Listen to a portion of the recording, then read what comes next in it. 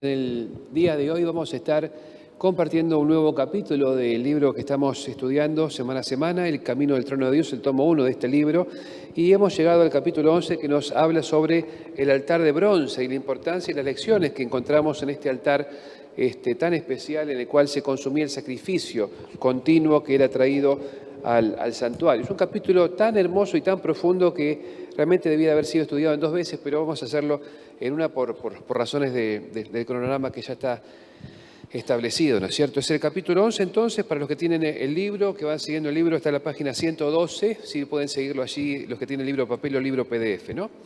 Bueno, el altar, como sabemos, estaba en el atrio. En el atrio ya hemos estudiado el atrio y lo que significaba. El atrio representa el mundo, y en el mundo Cristo vino para ser sacrificado. Apenas entramos en el santuario, entonces entramos al atrio y lo primero que vemos es el altar. Y la llamada al altar, ¿no es cierto?, es muy hermosa, y altar nos habla justamente al entrar que lo más importante o el primer valor que se destaca allí es el valor del perdón, la garantía del perdón, la seguridad del perdón que encuentra el pecador cuando va entrando al santuario. Allí vemos que, bueno, como dice Juan, si confesamos nuestros pecados, Dios es fiel y justo para perdonarlos y limpiarnos de toda maldad. Y el altar del sacrificio justamente garantiza que hay un sacrificio, y como hay sacrificio hay un perdón garantizado para el pecador.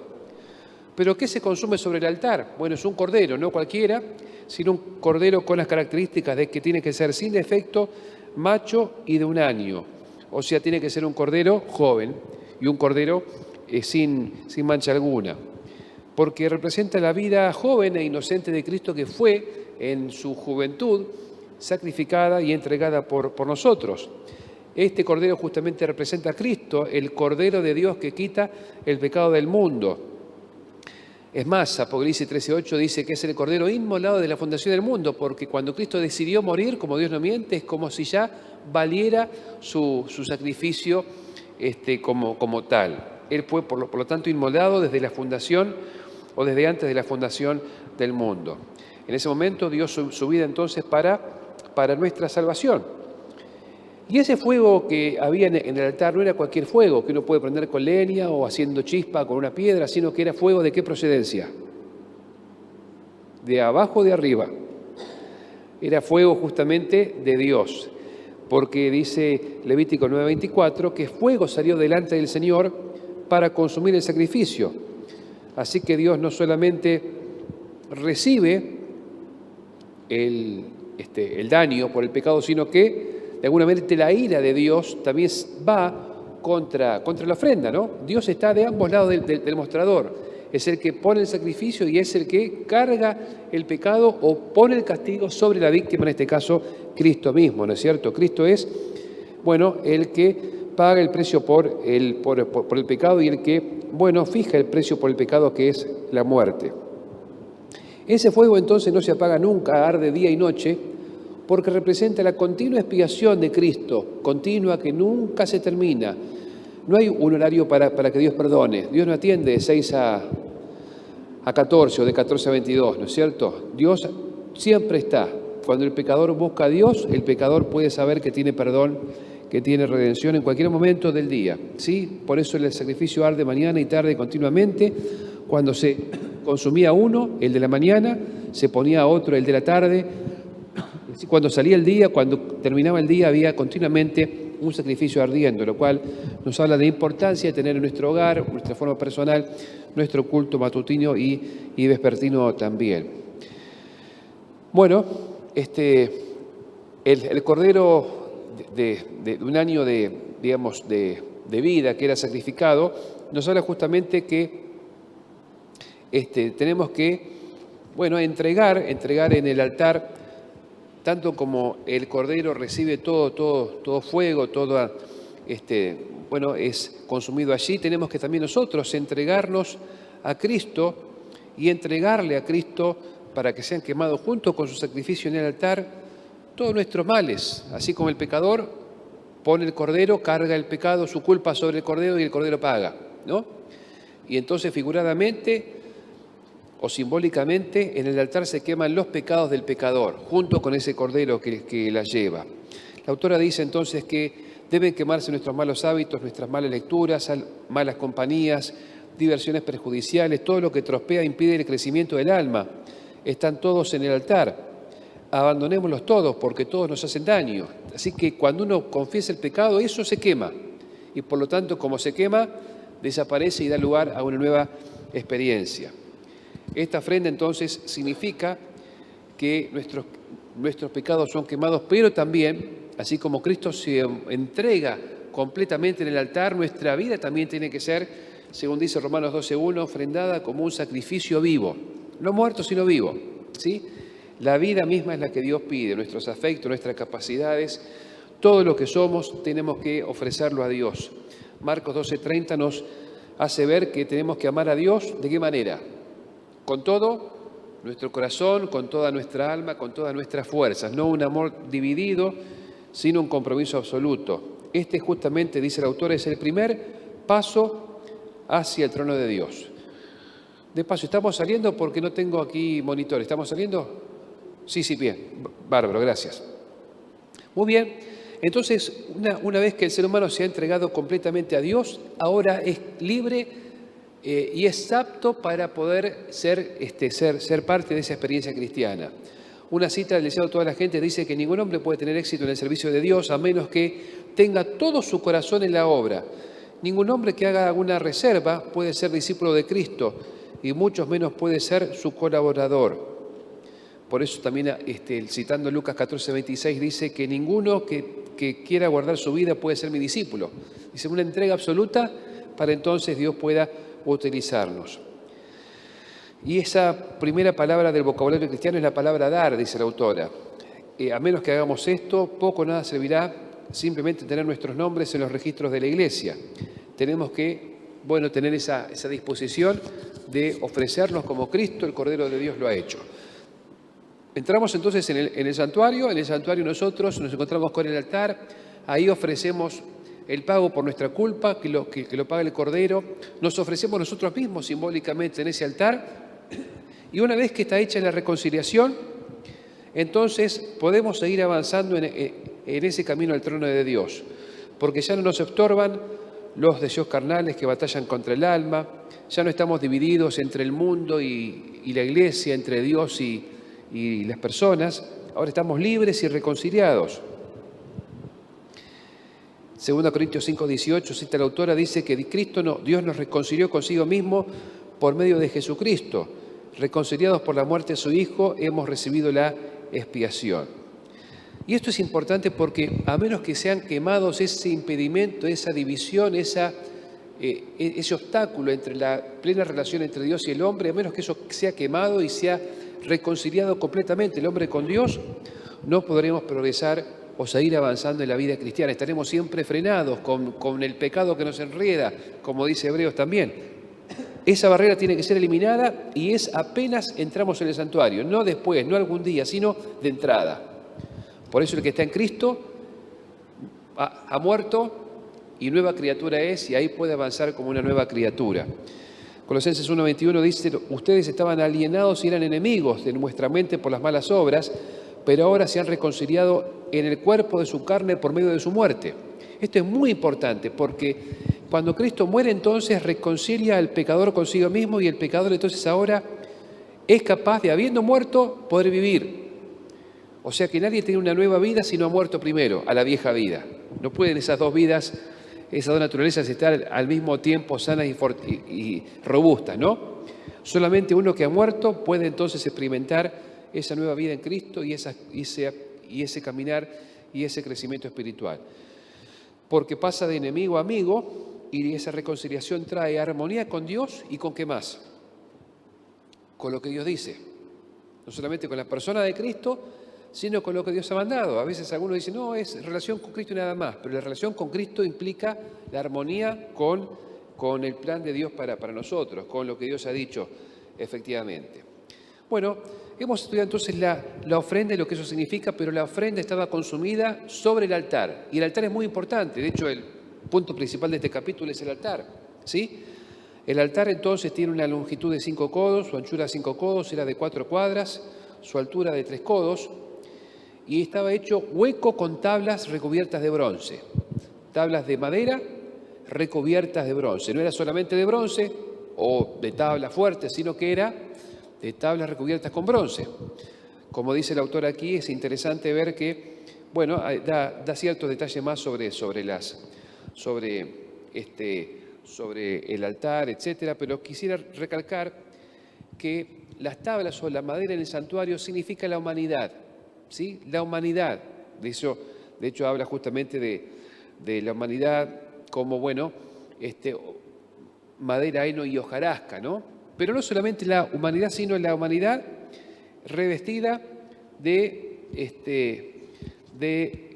el bronce.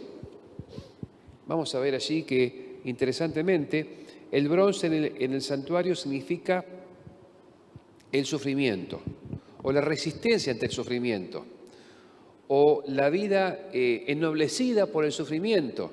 Así que esa madera, Cristo vino como hombre para entregarse por los hombres, pero Él fue templado por el sufrimiento y entonces no fue solamente un hombre que sufrió porque sí, sino que fue un hombre que sufrió para pagar la deuda del hombre. Y entonces todo ese bronce representa el sufrimiento, ya que el altar en su conjunto es un símbolo de Cristo crucificado. ¿Sí? El Cristo crucificado como hombre y su propósito de sufrir para pagar el pecado. En sus partes, dice el autor, hay varios símbolos dignos de atención. La madera, como hemos dicho, símbolo de su humanidad, la altura de la reja, los 4 cuernos y el bronce. Bueno, en 1 Corintios 3, 12 y 13, hemos citado recién, que se habla de la madera, el heno y la hojarasca como la humanidad, ¿no es cierto?, como los aspectos humanos de nuestra vida. ¿Vieron ustedes recuerdan cuando fue llamado Moisés? Él su atención se capturó porque había una zarza, ¿no es cierto?, que ardía y no se consumía, ¿no? Esa zarza, como hemos leído antes en otros capítulos, era símbolo de Cristo, cuya humanidad albergaba su divinidad, ¿sí? Así que era una zarza, ¿sí?, humano, como somos nosotros, pero a la vez divino, ¿no? Sus dos naturalezas estaban unidas y compartían justamente, y se compartían en Cristo. Por eso Él es el unigénito, el único en su clase. No había ni habrá nunca uno como Cristo, que un ser que reúna dos naturalezas en sí mismo. Bueno, esas tablas del altar estaban, como dije, recubiertas y protegidas por el bronce, así que el camino de la victoria no solo para Cristo, sino para nosotros, pasa a través del sufrimiento. Pero así como el bronce protegía las tablas de ser consumidas por el fuego, Cristo será nuestro compañero y nuestro protector ante el trono de Dios, ¿sí? Así como el bronce protegía a las tablas para que el fuego no las hiciera cenizas y resistía, ¿no es cierto?, el fuego. Bueno, así también el cristiano, cuando tiene que pasar por el fuego, no es consumido, sale purificado, ¿no es cierto? Y de hecho en estos meses estamos estudiando cómo somos purificados por el crisol de la prueba. Eso estamos estudiando en la escuela sabática. Fíjense ustedes la altura del enrejado del altar. Esto presenta, dice la autora, otro pensamiento interesante. La altura de esta red de bronce sobre la que se colocaban las ofrendas de expiación para ser consumidas es, presten atención, la misma altura del propiciatorio, de 1,5 codos. Por lo tanto, la altura del altar es la misma altura del propiciatorio. La misma medida de la justicia es la medida de la misericordia. La misma medida de la justicia afuera es la medida de la misericordia dentro. La misma medida del altar del sacrificio es la misma medida del propiciatorio. Como dice el Salmo 85:10, la misericordia y la verdad se han reunido, la justicia y la paz se han besado. En el plan de salvación no hay más justicia que misericordia, más misericordia que justicia. Las dos están simétricamente colocadas. Por eso vemos que hay misericordia en el altar y hay justicia de la misma medida allí dentro en el lugar santísimo. Qué interesante esta observación, ¿no es cierto? ¿Qué había en los costados del altar? En estas 4 puntas, en estos 4 costados del altar, ¿qué había? Cuernos, ¿sí? Bueno, eran como unas cornamentas así, grandes. Esto representa la fuerza, el poderío. De hecho, Deuteronomio 33, 17 dice, sus cuernos son como los cuernos de los unicornios, con ellos empujará a los pueblos hasta los confines de la tierra. Job también dice en 16, 15, he ensuciado mi cuerno en el polvo, el poder, la fuerza. Daniel también habla justamente, Daniel 8, 4 al 7, que, bueno, dos carneros, uno topaba contra otro con un cuerno poderoso, ¿no? Su elemento de fuerza. Y así otros pasajes refieren justamente, bueno, el poder en símbolo del cuerno. ¿En qué sentido entonces el altar nos habla de 4 cuernos, uno, bueno, en cada contorno? ¿El sacrificio de Cristo es un poder acaso? ¿Tiene poder? ¿Dónde tiene poder el sacrificio de Cristo? ¿Es un sacrificio local solamente para el pueblo hebreo? ¿Es un sacrificio solo nacional para una nación? No, es para los 4 puntos cardinales del mundo. En la Biblia, cuando se habla de los 4 ángulos de la tierra, de los 4 vientos del cielo, se habla justamente de todos, todo el planeta, ¿no es cierto? Así el sacrificio de Cristo, bueno, es un poder de salvación, dice la autora, para todo el mundo, para todo lugar. Sigue diciendo el autor en la página 120 que habla del latón del altar. Ya vimos que el bronce es un símbolo de resistencia ante el sufrimiento. Vemos entonces que el bronce representa victoria también a través del sufrimiento. Y el latón del altar es una aleación de cobre y zinc que se forma en un horno, en la tierra. Y cuando Juan vio a Cristo oficiando como nuestro sumo sacerdote, lo vio como de bronce fino, como si ardieran en un horno, ¿no es cierto? Hubo un bronce especial, más fino, más refinado, dice Apocalipsis 1:15. Este bronce fino, mencionado solo 2 veces en las Escrituras, era un bronce de calidad tan superior que su valor era casi mayor al valor del oro, ¿sí? Y bueno, a causa de esto, todo el capítulo también 53 de Isaías habla de esta vívida imagen y habla de este bronce fino para ilustrar los sufrimientos, no de una persona común como ustedes o como yo, sino los sufrimientos de Cristo, que tienen el valor de ser salvíficos, ¿no es cierto?, de ser redentores. Por eso dice la Biblia, por su llaga fuimos nosotros curados. No es un sufrimiento que solo sirve para uno, sino para ayudarte a vos, a mí, para sacarnos adelante. Bueno, y entonces uno dirá que Cristo no solo sufrió la muerte en el altar, sino que allí probó la muerte que te corresponde a vos, a mí y a cada uno de los que creen. Por eso es un sufrimiento especial, un sufrimiento de carácter sustitutivo, el sufrimiento de nuestro Señor Jesucristo. Al entrar entonces en el sufrimiento, en la prueba, la autora dice, Dios nunca conduce a sus hijos de otra manera que la que ellos hubieran elegido ser conducidos si vieran el fin desde el principio, ¿no es cierto? Si fueran todo el camino o todo el trazado del camino. Los sufrimientos que el pueblo de Dios pasa o los que Dios permite para sus hijos tienen que ser considerados bajo esta luz. Nunca se nos pide que hagamos un verdadero sacrificio por Dios. Cuando se nos pide que renunciemos a las cosas que en sí mismos parecen buenas, podemos estar seguros de que Dios está obrando así para nosotros, darnos algo mejor, algo superior, hacernos pasar a un nivel, ¿no es cierto?, a un estadio más profundo en nuestra vida espiritual. Finalizamos entonces diciendo que cuando llegan las decepciones o las dificultades, ¿cómo contrarrestará Él la prueba? Ella cita una declaración de Elena de White del Ministerio de Curación que dice, nuestros planes no son siempre los planes de Dios. Él puede ver que lo mejor para nosotros y para su causa es rechazar nuestras mejores intenciones, como hizo con David, por ejemplo. Pero de una cosa podemos estar seguros, Él bendecirá y utilizará en Él avance de su causa a aquellos que sinceramente se dedican a sí mismos y a todo lo que tienen para su gloria.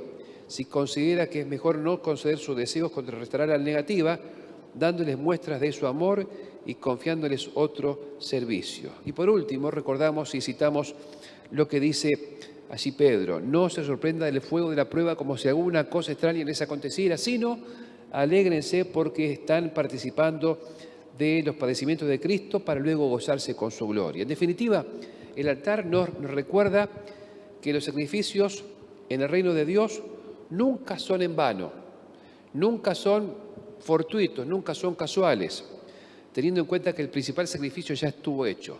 Y ese sacrificio es el de Cristo, y el sacrificio de Cristo entonces es el que nos envuelve a todos y de alguna manera nos abre paso para que nuestros pequeños sacrificios tengan sentido en ese plan maravilloso que es el plan de redención. Si padecemos algo, no es nada en comparación con lo que Cristo padeció y tiene realmente un propósito redentor, así como Cristo en su nivel y en su esfera sufrió para salvar y para concretar el plan de redención.